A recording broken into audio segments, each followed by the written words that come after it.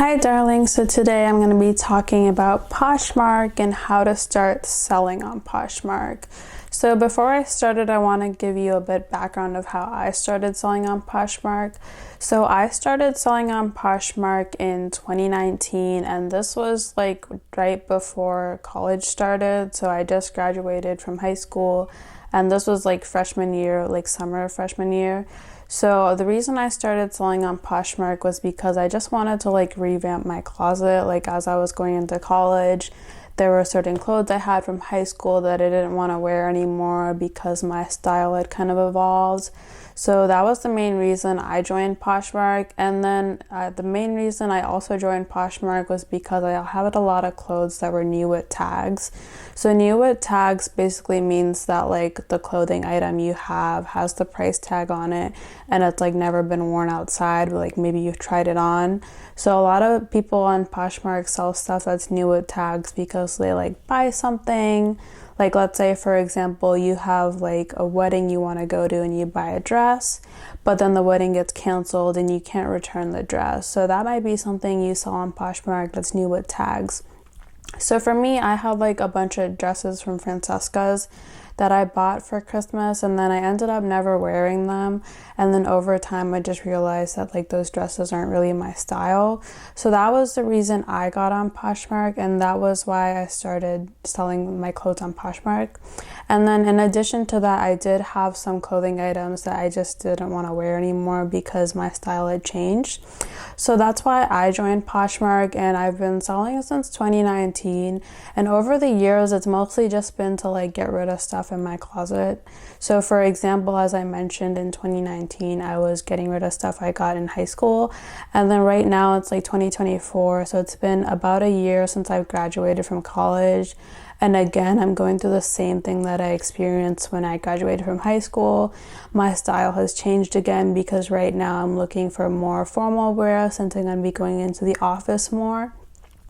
So that's why I'm looking to sell some more stuff on my closet. And then another reason why I'm selling more clothes in my closet these days is because my size has changed. I've gained a lot of weight in the past year. So a lot of my clothes that I once loved or bought for myself to wear later don't fit anymore. And that's why I'm selling a lot of these clothes. And they're all in great condition still. So I feel like I can be able to sell them for a good price.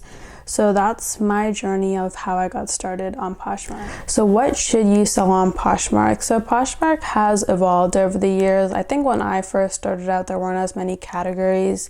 For example, the electronics category is pretty new to Poshmark. And I believe the home category is also pretty new to Poshmark. But like at the start, Poshmark was mainly just focused on women's clothing. But now they have a lot more categories. They have men's category and they also have a kids category. So you can pretty much sell most items on Poshmark. There's not really a limitation. But like you can't sell nail polish on Poshmark from what I remember. So there are some limitations, but I feel like most fashion items can be sold on Poshmark. Another thing that you can't sell on Poshmark is like counterfeit. So if you have like a fake Louis Vuitton bag, that is not allowed on Poshmark. So just keep in mind of things like that. So overall, you can pretty much sell anything on Poshmark, as I mentioned earlier, as long as it's in like the fashion category or within like home or electronics. So I primarily sell fashion clothing, and apart from that, I've tried to sell like some wall decor stuff. Like I had this Good Friends or like stars decor that I got from my friend, but I don't really want it anymore. But no one's bought that yet. So for me, it's mostly just been like clothing sales. And what I've noticed is that you need to like sell stuff that's from like popular brands. So any like brand that you might see at the mall would be a good brand to sell. Any like designer brands are also really good to sell. But that being said, just because something isn't branded doesn't mean it won't sell. So for example, I had like this purple fedora that I got from India, and I didn't think anybody would buy it because it was from like this random brand. Like I've never heard of this brand before. I just bought it because I was on vacation and I thought it was cute, and I bought this in like middle school. So I was surprised that somebody bought this, and I think they just bought it because it is a cute item, like it is a lilac fedora. So just because something is not like a branded item doesn't mean it won't sell. There's still opportunity for it. I've also sold this formal dress. It's like this orange formal dress that I got from India when I lived there. And it's also like not branded because it was like just from some small brand in India. And then I wore this for like a Model UN conference in like 7th grade. So I never really wore it after that because it doesn't fit anymore. And that one also sold on Poshmark. And again, it's not branded, but people still bought it because it was like a good color and like a good dress. But I also priced these items very low. They were both under $10. So no, I didn't make a lot of money on them, but I just wanted to get rid of them. So that was my ultimate goal. And then also like things can really surprise you. So for example, I had this hip hop costume that I had from like my hip hop recital. And I didn't think anybody would buy this. I honestly just listed it on Poshmark because I wanted to make my closet look like it had more listings. So that's why I listed this hip hop costume, and somebody actually bought it, which I was surprised. Like I never thought anybody would buy it because it's a costume. So like, what are you gonna use it for? So yeah, you can really be surprised with what sells on Poshmark. But overall, like, you need to make sure you're like picking stuff that's like in season and like in demand. So for example, like right now it's summer, so you want to sell more like shorts and like tank tops. If you're selling like a sweater or jeans, those might not sell as well right now, so you might want to wait for that. But that being said, it doesn't hurt to have those listings in your closet. So how much should you price stuff on Poshmark? So when I first started out, I priced stuff pretty low. Like a lot of my stuff were like $10 and under, and it kind of made sense because a lot of my stuff was from Forever 21, and Forever 21 isn't a very expensive brand, so it makes sense to price for low. But there are certain brands that you'd want to price higher for. So for example, like Lululemon, that's really in demand, so you can be able to price that for a little bit higher. But overall, I feel like on Poshmark, you need to really define what your goals are. So for example, like if you want to get rid of something quickly, then just go ahead and price low. That way, like people will see it more because it is lower price. So let's say I'm like going again from the Lululemon example, like if I'm looking for Lululemon leggings and I do like a low to high search and you're priced for like $10 and that's like a low cost, then I would see your listing first because I did low to high. So that's like a good way to strategize if you just want to get rid of your stuff ASAP. If you're willing to wait a little bit longer and you want to get a little bit more money back, then you need to like price a little bit higher. So whenever you're like listing something on Poshmark, Poshmark will give you a recommendation of like what to price at. So they'll usually give you a range. Like I don't know what the comps are on the Lululemon leggings, but let's just pretend they're like 14 to 30. So 14 to 30 is a range of like listings that have already been sold within that price range that meet the criteria that you're listing for. So if I'm saying like black Lululemon leggings, and then it'll show you like listings that I've listed for that price. Now, if you want to get more detailed into the price analysis, if you know like the specific model number of the Lululemon legging, you can search that up on Poshmark and then look at like sold listings, and then it'll show you like the prices that the sold listings have gone for. So there's always plenty of information on like how much listings have sold for in the past, and you can always compare your listings to other people's listings, and that information will always be there on Poshmark. So there's definitely a lot of information as to how much you should price for. And then another reason why I recommend pricing higher is just because Poshmark allows offers. Now, pricing high doesn't mean that you should price more than the suggested price. The only exception to that is if you have something like vintage or rare that you think would do better than the competition. Those would be the only exceptions. But overall, you should like try to price on the higher end of the suggested price, just because Poshmark allows offers. So offers are a great way to make a sale. About 70% of my sales have happened because I made an offer or they made an offer to me. So basically what an offer is, like let's say like I'm coming to your Poshmark shop and you have like a Lily Pulitzer dress, and you listed it for $80 and I send you an offer of $50. You as the seller can either accept my offer of $50 or you can counter it. So let's say you counter it for like $60, or you can always decline it if you don't want to engage in offering. So offers are something that happen on Poshmark pretty frequently, and because of that, you want to price higher. That way there's like more opportunity for people to make offers. Now let's say you were like selling the Lily Pulitzer dress for like $20 or $30. Then that would have someone send you like an offer like for $15, and it wouldn't make sense at that point because your price is already really low and you wouldn't have the opportunity to accept offers. And just because like your products are priced high doesn't mean that'll like necessarily steer away customers. It might steer away customers if they're not aware of the whole offering system on Poshmark. But I feel like overall people who do shop on Poshmark are aware of the fact that you can place an offer. So it is okay to price a little bit higher. And also like when you do like send an offer or receive an offer, other people who are like the product will get notified. So let's say like I send you an offer, then I will get like you as a seller will like have that offer. So let's say I sent the $40 offer, and then person B who also liked that product, they'll get a notification saying like, hey, like there's one offer on this product, like are you gonna send an offer too, or are you gonna buy it? So let's say like person B doesn't want to risk losing the dress, they can go ahead and buy it for that higher price than what I offered. And then you could also have like multiple offers from different buyers. So again, like let's say I'm offering you $40 or $50 for the dress, and then person C says they'll offer you $20 or $30. You can always decline person C and then accept person A. The only condition is that this has to happen within 24 hours. So if like I send you an offer at like 8 a.m. and then somebody else sends you an offer the next day at 7 a.m., like you have like that 1 hour timeline to accept my offer or you lose out on my offer.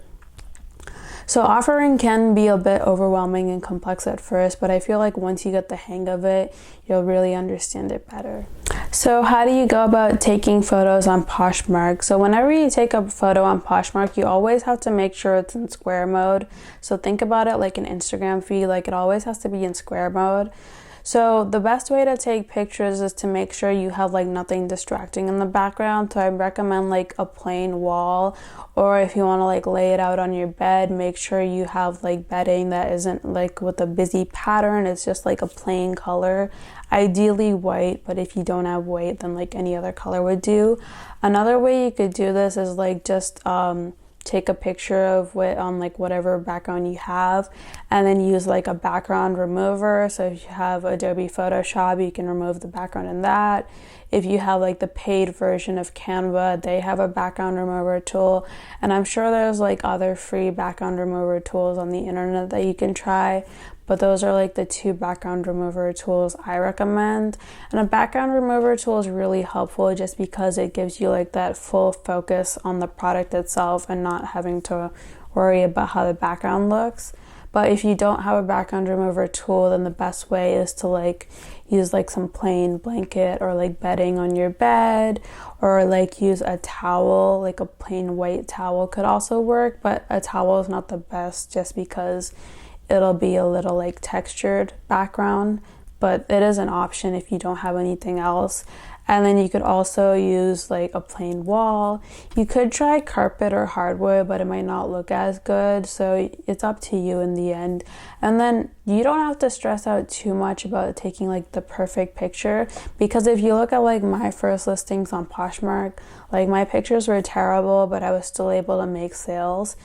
At the end of the day, good pictures will improve the likelihood of you making a sale because you want to make the product look more appealing. So you can just use like your phone camera for taking pictures. That's what I usually do. I've tried using a DSLR because I do have a DSLR, but I don't do it anymore because the main reason is The DSLR, you take it generally in like its regular mode. I don't know how to do square mode on there, if there is that option, but since like square mode isn't that easily accessible through the DSLR, I don't use it. Another reason I don't use the DSLR is because it does take more time to export it into like my computer, and then I have to transfer that on to Poshmark, so it is a bit more time consuming. So that's why I just use my phone instead of a DSLR.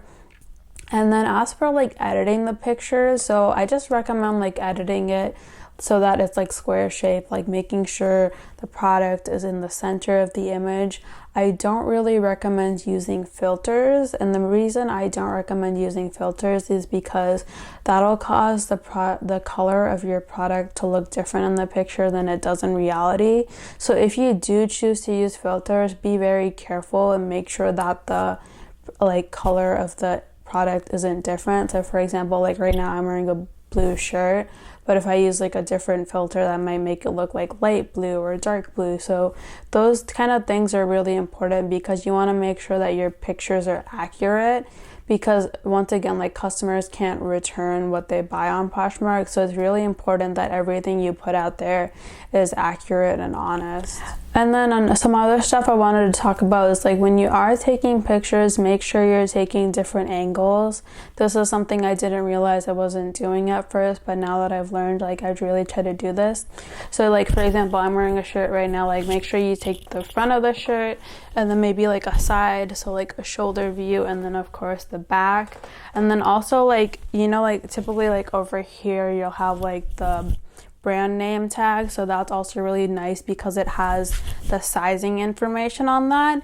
And then usually like inside the shirt you'll have like the little fabric care tag. That's also super helpful. That way people can know like what's the material of the clothing item, and like can you wash it, can you dry clean it, can you iron it.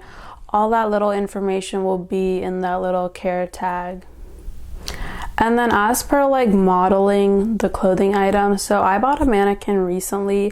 I didn't have a mannequin for a long time because it was expensive, but I got a really good deal on a mannequin because a clothing store near me was closing down and they decided to like liquidate everything, so I got a good deal on a mannequin. I only bought a half body mannequin, so there's no like legs to my mannequin, it's just like the upper part of the body. And I bought the upper part of the body just because like that's where I sell like most of my clothes, so it works for like tops and dresses. But another reason I just bought the upper body mannequin was because it was cheaper than a full body. So that's why I bought the upper body mannequin, and it definitely has improved like the way my clothes look in the listings. But that being said, you don't have to have a mannequin, but if you do, it's definitely a plus sign. And if you also don't have a mannequin, you can just model the clothes yourself. I don't usually do this because like a lot of the clothes don't fit me anymore, or like I just like don't feel like doing it. So that's one thing about modeling. And then if you also like don't like modeling, you can also like center your face, like you can put like an emoji over your face in like Snapchat or something, and you can like show yourself in the dress. Or if it doesn't fit you, you can also have like a friend or a family member model it for you. But I think like having someone model the dress is also super helpful for customers, because then they can like visually see like how the dress looks on someone. So that's also like super helpful. Okay, so now that you've like taken your pictures and you've decided what price you want to list things at, now it's time to actually list them. So in my opinion, this is the hardest part because I never know what to write in the description and the listing. So one way I like to do this is I like to look for the actual product information. So one way you can do this is like use Google Lens or a Pinterest search. So you would basically like take a picture of the clothing item, and then you would like do a Google image search or like a Pinterest search, and then that'll take you to, if you're lucky, like the actual listing that was from that website. So let's say like I bought something from American Eagle, like an American Eagle dress, and I use like Google Lens or Pinterest search to find that actual product listing on that website.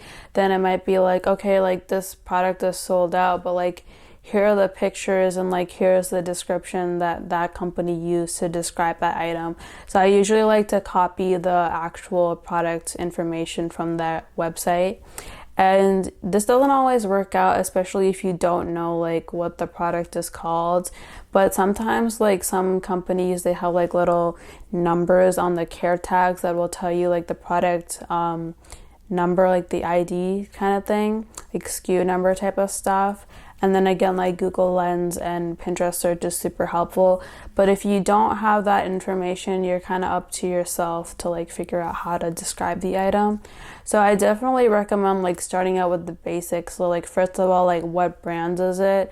It's really important that you mention the brand name in your product title. Now for sometimes I like to break that rule. So let's say if I'm like listing something from Kohl's brands aren't very popular, like not many people know about the brands that are sold at Kohl's. So instead of like saying like, so they have this brand called So that's from Kohl's. So instead of saying like So, I would generally say like Kohl's. So that's like one exception, but overall like you should include the brand that it's from. And then if it is new with tags, I recommend writing NWT at the beginning of the product title. Now you don't have to, but I think it's just helpful that like if it is new with tags, then go ahead and put that out there. But you can also like mention that it's new with tags within the Poshmark filter settings. And then also there's this other term called new without tags. So let's say you like bought something and you took off the price tag because you decided to put it in the laundry machine, but you never actually wore it. Then that you could say is like new without tags. Or if you like only wore something once, I guess you could also say that's new without tags. So in this case, you would write NWOT in your listing title. And then it's also really important to mention like the color of the product. Like I feel like a lot of times when people are searching for things, they tend to look for the color. So let's say if I like wanted to look for like a red dress, I would search red dress. So it's really important that you have the color of the product within your title. Again, like if you have something that's like multicolored, you obviously can't really do that. But if you know what the color of the product is, then go ahead and put that. And then going off of color, so like mentioning like the little details. So like if it's like a print, if it's like zebra print or like leopard print, like mention that. If it has like ruffles, then like mention that. If it has like a V-neck, mention that. Like pretty much any little details that you can mention, be sure to like mention that. And then I also like to use like any websites that are like popular for clothing. Let's say I could just look at like Nordstrom and like look at like what kind of products they're selling, and then use like whatever keywords they're trying to use. So if they're describing a dress as like an A-line dress, or they're describing a dress as like an LBD, those are some kind of keywords that I would use in my Poshmark listing. And something I tried like very recently, I think in the last 1 month, is using Copilot. So Copilot is basically like an AI tool, and you can basically ask it to like give you suggestions for how you should describe your listing. So what I usually do is I upload a picture of what I'm selling to Copilot, and then I ask Copilot like what are the words I should use to describe this dress, like how would you describe this dress? And then Copilot will tell me like, oh, like this is a yellow dress, and then like the occasions you should wear this for like a wedding or like a party. And then it'll tell you like the sleeve length, like it's a short sleeve dress. So like Copilot will remind you of things that you might have forgotten. But that being said, it's not helpful all the time. It's just helpful sometimes from what I've experienced. So sometimes I do use Copilot, sometimes I don't. It really just depends on like what I'm trying to sell. And I think it's just overall important to like improve your fashion vocabulary. That way like you understand what different parts of like a dress are. Something else I wanted to mention, which is something I don't do but I should be doing, is including measurements. All you need is like a measuring tape for this. And the reason I don't do it is just because like I'm lazy, like it takes a lot of time to do. But basically like for measurements, you should always include like the length of the item, so like how long something is. And a lot of people like to know like the bust measurement, so they usually ask you to measure from like armpit to armpit. So you would measure like across here, and then that's like pretty much the main measurements people ask for. And a lot of times I've had people ask me this in the comments, so I'd have to like go back into like my closet, find the item, pull it out, measure it. and then share that with the customer. Whereas if I already did this stuff from the start, then I wouldn't have to go through that hassle. But if it's something that I definitely should do in the future, and I do recommend doing. How to actually make the sale on Poshmark. So until you make your first sale, you're gonna be pretty nervous about it and like impatient. Like I remember when I first got on Poshmark, I kept wondering like, when am I gonna make my first sale? Like when is it gonna happen? And all you have to do is just be patient. Like it will happen as long as you're doing everything right. So I made my first sale, I believe it was like an Aerie swimsuit bra from what I remember, and I actually ended up having to cancel my order because I ended up accidentally listing the wrong size. And luckily I caught it before I actually shipped it out. So before I shipped it out, like I was packing the bra and then I realized like, oh, this is not the size that I listed. So I went ahead and canceled the order, and that is something that might happen every now and then. So just remember, it's okay to cancel orders, but make sure you're canceling the order instead of shipping out the wrong item to a customer. Like that's a lot worse. So anyhow, like I made my first sale with the Aerie bra, but I had to cancel it. So I believe my next sale was like an American Eagle jean that I sold, and I was really excited about it because it was my first sale, and I didn't really do anything special to make the sale as far as I remember. I think I just like sold it and it sold. So one thing I do recommend doing is sharing. So Poshmark is entirely based upon shares. This is what I've noticed, and that's what has worked best for me. So it's important to share your listings to your followers, and it's also important to share other people's listings to your followers. So the reason you want to do this is because like when you search for something on Poshmark, it's generally posted by like what has been shared recently. So whatever stuff gets shared recently will be at the top of the feed when somebody is searching for something on Poshmark. So when you share stuff to your followers will see it. But when you share other people's stuff to your followers, other people will generally also share your stuff too, as kind of a way of saying thank you for sharing my stuff. And you should do the same too. Now, I don't always share what other people share when they share my stuff, because a lot of people share my stuff and it's not practically possible for me to keep up with everyone and share their stuff. But I definitely do recommend going ahead and sharing other people's stuff. Now, just because you share someone's stuff doesn't mean you have to be like genuinely interested in it. Like a lot of times I just share like random stuff just to get shares. But at the end of the day, like I do think it is helpful if you like share stuff that looks cool or interesting. But sometimes I just share whatever's on my feed, like it really doesn't matter. And then also like apart from shares, so Poshmark has this thing called the Poshmark Ambassador Program. So there are certain requirements that you have to hit in order to be a Posh ambassador, and it's supposedly supposed to help you like make more sales because you like get more followers through this program. So I have about like close to 75k followers on Poshmark right now, and I'm also like a Poshmark ambassador. I'm a level 2 ambassador, and it took me a long time to hit the requirements to be a level 2 ambassador. I think the level 1 ambassador requirements were a little bit easier, but the level 2 did take me a while. And then you do have to like maintain that reputation as a level 2 ambassador, so there are like new requirements that you have to fulfill every year. And as per the requirements, you can go check them out on Poshmark. I'll leave a link down if I can find like a blog post that explains that. But I think Poshmark Ambassador is helpful. That being said, I don't think followers is as important as it sounds on Poshmark. I don't think it's like other social media platforms where like followers is everything, because I've seen people with smaller followings than me make more sales than me. So I really do think that like definitely like followers do help, but at the end of the day, they don't guarantee sales. Like you can definitely still make sales with like little followers. Like I've seen people who have less than 10k followers and they've made a bunch of sales. So it doesn't really matter at the end of the day, but it definitely is helpful. Another way to make a sale is basically sharing on social media. So if you do have a significant following on like TikTok or Instagram or Facebook or any social media platform of your choice, definitely go ahead and like create videos about the stuff that you're selling on Poshmark. I've never really done that. I do that like very rarely, and I found out it never really worked for me because I don't have like a large following on social media. But if you do have a large following on social media, then it's definitely a great way to advertise your Poshmark closet. The main thing I like to do for social media is to share my Poshmark closet through Pinterest.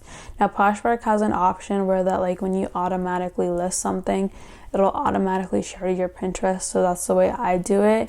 You can also like customize and like upload it to Pinterest and like add all the tags and descriptions you want, but I just use the automatic feature because it's easier. And that's like the way I like to do social media marketing for my Poshmark. And I think Pinterest is the best because like people can easily click on the link on Pinterest. Like you can't really do that on like TikTok or Instagram as well, unless you do like link in bio, which is a bit more complicated. But like when you do it on Pinterest, like it'll take you directly to the listing. So let's say I'm selling like an Anthropologie dress, then like if I see like an Anthropologie dress on Pinterest, I can click on that pin and it'll take me to the Anthropologie dress. So I think Pinterest is definitely a lot better for social media marketing than like other platforms on social media. And then the main way to make sales on Poshmark in general is to send offers. So again, like Poshmark is a lot like social media. There's the opportunity to share stuff, there's the opportunity to like items, and then there's the opportunity to comment on items. So you can always have the opportunity to like stuff on Poshmark if you're something you're interested in. And then as a seller, you can send offers to people who like stuff. So let's say like I'm a seller and I'm selling a Lulu dress, and like let's say you come to my shop and you like my Lulu dress, I can send you an offer to encourage you to buy that Lulu dress. So the options are pretty like whatever you want to do. So let's say I do like 10% off, so I can send you like a 10% off offer, and I can do free shipping. So I think like in the past, Poshmark had rules that you had to do a shipping discount, but from what I've heard recently, they want to change that. So right now, in the future, there won't be a requirement to do a shipping discount. But generally, like you do have to offer some type of shipping discount along with the offer that you make. And sometimes Poshmark has deals where like if you reduce the price of your listing, then they'll offer discounted shipping to the seller, which is something that they offer but I've never really done, just because like if you do decrease the price of your listing, you're obviously not gonna want to increase it later because it like won't look good. But yeah, that is an opportunity that Poshmark offers sometimes. So those are like different ways to make sales. And then I also recommend like really taking the time to respond to your comments. I don't think you get emails if you get comments. I don't ever remember getting comment emails, but I always like check the app and check the notifications. So in the notifications, like it'll show you how many likes you've got recently, and it'll also generally like tell you like if you got a comment on any of your listings. So I always like check the like section and I check the comment section every day. That way I can send offers to people who are interested in my items, and I can also respond to comments. Comments are generally people just asking questions about the product. So they'll usually ask stuff like, how much does this like measure? Like what is the length? Is this true to size? Like is it stretchy? Those are just like some random questions people will ask. If you ever see comments that ask you to like send them emails or like text them, do not respond to those comments. Those are like spam comments and they're not allowed on Poshmark. You should be reporting those if you can. And like never do transactions off of Poshmark. It's not allowed. And in addition to that, it's really not safe because like you don't have an intermediary. By the selling on Poshmark, Poshmark provides you with insurance. So let's say like I sell something on Poshmark. This is actually a true story. So like that orange dress I was talking about, I shipped that out through Poshmark, but then the USPS lost the package. So like normally, like if that happened on some other platform, or like if I just like selling a dress to someone, normally like I would lose the money, like I wouldn't make any money from that sale. But because it was through Poshmark, Poshmark gave the buyer a refund, and they also paid me for the sale despite the fact that the USPS lost it. So it is really important to keep transactions on Poshmark just for your safety and like the benefit of having insurance. And also like if there is a problem with the order, like let's say like the customer doesn't like it or like they think it's bad or something, like any sort of problems, Poshmark will handle it and like they will make sure that like you're fairly represented in the dispute. So I think like keeping transactions on Poshmark is really important. That being said, there are other platforms you can sell on. Like you can obviously sell on like eBay or Mercari, Depop, Curtsy, Grail. It's like there's a bunch of different options out there that you can try. I've started trying new platforms recently, but overall like Poshmark is where I do most of my stuff. So far I've only made like one sale on Curtsy and one sale on eBay, but like in the past 1 month that I've been trying to sell on other platforms, all of my sales have like mostly been on Poshmark. So I think Poshmark is the place to be, but who knows, like my opinion might change in the future and I might find more hope on like a different platform. But that's like the overall guide to actually making the sale on Poshmark. Alright, so let's say you've made the sale on Poshmark. So what is next? So the first thing you want to do is like make sure the item that you like are trying to sell is in the condition that you said it was. So for example, like if making sure there's like no stains or like no holes, like any of those little details are really important, because if you ship something out and it has one of those issues, the customer is going to complain to Poshmark and they'll file a dispute. So you really don't want to end up in that situation. That's why it's really important to like make sure that the product is in the condition that you said it was. And it is okay if the product has problems. Like for example, I sold these like Hoka shoes that had color missing on the shoe, like there was a white spot. I mentioned that in the product listing and the customer was aware of that. So that case, it was okay to send out the Hoka shoes. But if you don't mention something, then the customer is going to be unhappy. I had an instance where I was trying to sell these Vogue sunglasses and someone bought them from me, but they were upset with the order because it had like a scratch on it. And I didn't think the scratch was like a big deal when I sold it, but I realized like the customer was not happy with this because they wanted to gift the sunglasses to like their mother, and they obviously didn't want to have like a scratch on the sunglasses if they're giving someone a gift. So that from that, like I really learned like it's really important to like be nitty gritty and make sure like everything is perfect the way you said it was, because once again, like customers can't actually return unless there's something wrong with the product. So making sure you're like preventing those situations from happening is really important. Now, as for like packaging the product, so you can get free boxes from the USPS. You can order them online. I've never gone to the post office and got them myself because I usually just order them online, but I'm assuming you can go to the post office and get them there too. Another way you can get like mailing supplies is from Amazon.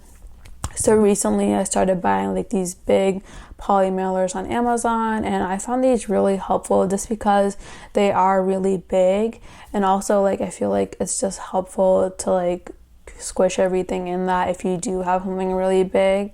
So that's like super helpful. And also if you're doing like a bundle order, so let's say you're shipping out like multiple items, it's definitely helpful to have like a big poly mailer in case it won't fit into like the box or like the poly mailer that you do have from the USPS.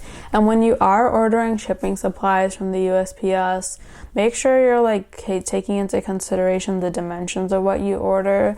So for example, like some boxes might be really small or some boxes might be really big. So making sure you understand like what type of box you actually need, or like what type of poly mailer that you actually need is really important. And then one of the things I recommend buying is packaging tape. So this is called Scotch packaging tape. And I really recommend buying this because I didn't buy this when I first started shipping. I just used to use this tape. And I had an instance where like a customer bought these shorts from me and they said like the package looks like it came open, like, or it looked like someone trying to open it. And I realized like the reason that happened was because I was just packaging with this tape because this is what I had at home, as opposed to like going out and buying this tape. And like it is really important to use this type of big tape just because it will seal your package properly. You might be able to get away with this tape sometimes, but at the end of the day, I really do recommend this tape. If you do use like a poly mailer, they generally have like the sticky stuff that you can peel off and then you can just like seal it.